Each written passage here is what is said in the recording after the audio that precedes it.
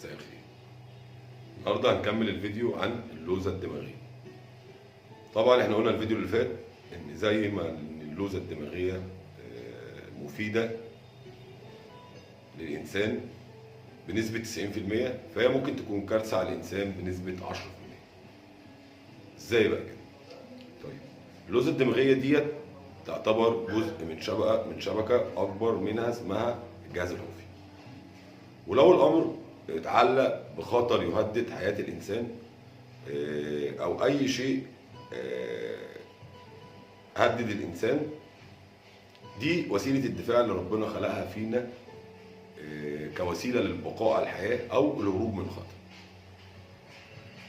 قلنا إن أي معلومات بتجمعها الحواس الخمسة بتاعتنا لازم تعدي على اللوزة الدماغية، وهي اللي بتعمل لها تنقية أو تقرر هل المعلومات دي تشكل خطر على حياة الإنسان، تهديد أو غير تهديد.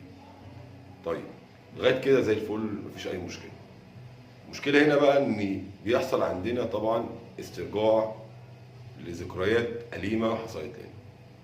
عندنا في منطقة اللاشعور طبعا كل الحاجات المؤلمة اللي حصلت لنا ما بتطلعش من منطقة اللاشعور أو من منطقة اللاوعي، بتفضل مختزنة.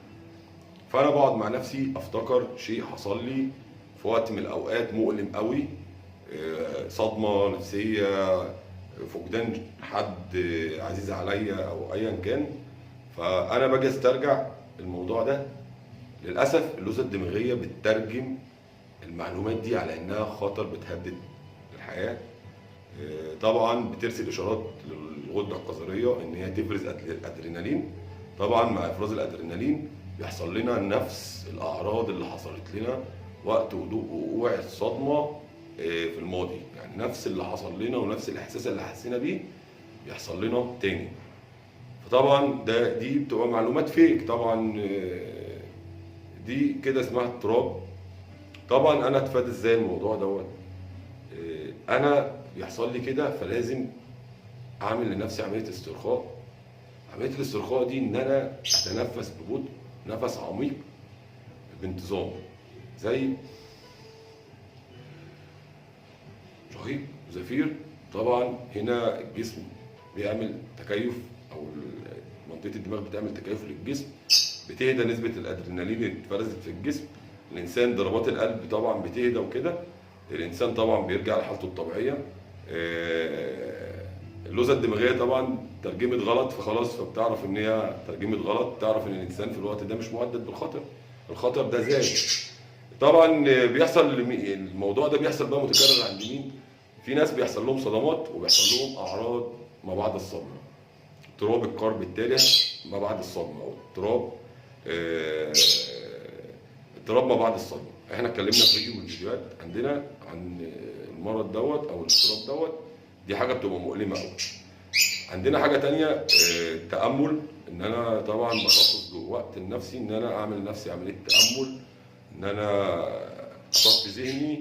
طبعا مع الاسترخاء تامل، اتامل في خلق الله او اتامل في اي شيء انا بحبه، بيعمل هدوء للجسم. طيب الاكتئاب، التوتر والقلق دول من اختصاص اللوزة الدماغية برضو. فطبعا الاسترخاء والتأمل برضو هما بيهدوا. او تاني حاجة اللي هي زي ما قلنا بالبلدي كده الفضفضة او العلاج السلوكي المعرفي، ان انا اتكلم. طول ما انت بتتكلم وبتعبر عن الصدمة او الاضطراب اللي انت بتمر بيه او الحالة النفسية اللي انت بتمر بيها او المشكلة اللي بتمر بيها، مشكلتك هتروح، هتطلع من منطقة اللاوعي لمنطقة الوعي، هتحس ان الموضوع انتهى خلاص، مش هيحصل لك اي اعراض تاني.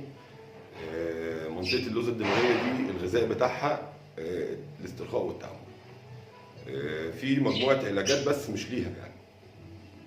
بس وده كله عن اللوزة الدماغية وعن الحاجات اللي بتحصل لنا مفاجأة. انا قاعد ويحصل لي قلق او حزن او شيء مفاجئ، توتر، ده بسبب اللوزة الدماغية انها ترجمت شيء غلط. مصطفى عمر كان معاكم. اي حد عنده اي استفسار او اي مشكلة او مش فاهم يكلمني في التعليقات. شكرا.